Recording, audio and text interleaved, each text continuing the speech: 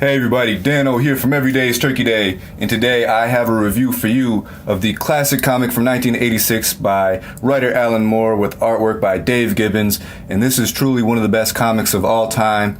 And in consideration when it came out, the story is set in 1985, and as I said just a second ago, it was released in 1986, so it takes place basically right when it was released, which is really cool. And this has a lot to do with politics and with morals and with psychology, and it's just amazing. Now, I do have to say that this review is going to be more of my first thoughts on this book. I'm not going to be going super in depth because there's been 1,000,001 videos that have done that and have done a great job, probably much better than I could do. So I'd say if you want to get a super in-depth look elsewhere, but I have yet to speak on this on my channel, so I thought, hey, why not, especially with the new HBO WATCHMEN adaptation that's coming out here pretty soon this year. So the story basically is about what would happen if superheroes were real.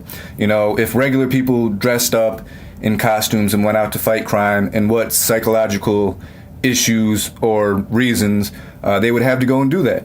And, you know, whether it's a gimmick, whether it's a way to market themselves to get more opportunities or money, or whether they're just crazy, or whether they kind of have an idealistic view of the world and they're just compelled to do it because it's the right thing to do. You know, it covers all these issues and it does it very well. And there's supplementals in this at the end of each issues, except for the last issue, issue number 12, where it just goes even more in depth, such as Night Owl 1 in this book, who's Hollis Mason.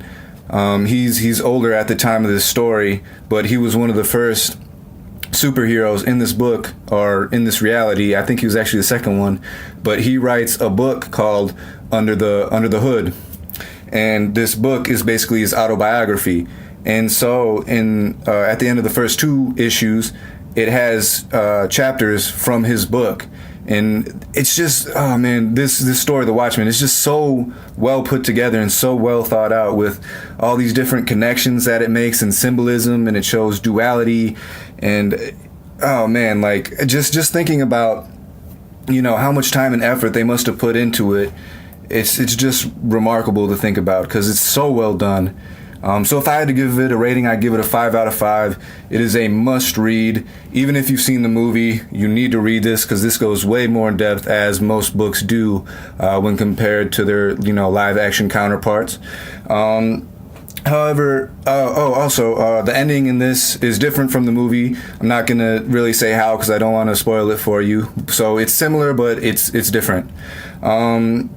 And on that note too, I am really interested to see what HBO will do with this series, as I think a TV show would probably be a better way to adapt this story to live action rather than a movie, even though I thought the movie was cool. And especially HBO as well, with how they can pretty much, you know, put all the violence and sex in it they want. And that's really how you have to go with this story. But yeah, so I'm going to stop really ranting just because, you know, I think if I had all day to talk about this, I would. But it's just a super good book. Everyone needs to read this. And yeah, so thank you for listening to my review. And I will see you next time, hopefully. Peace.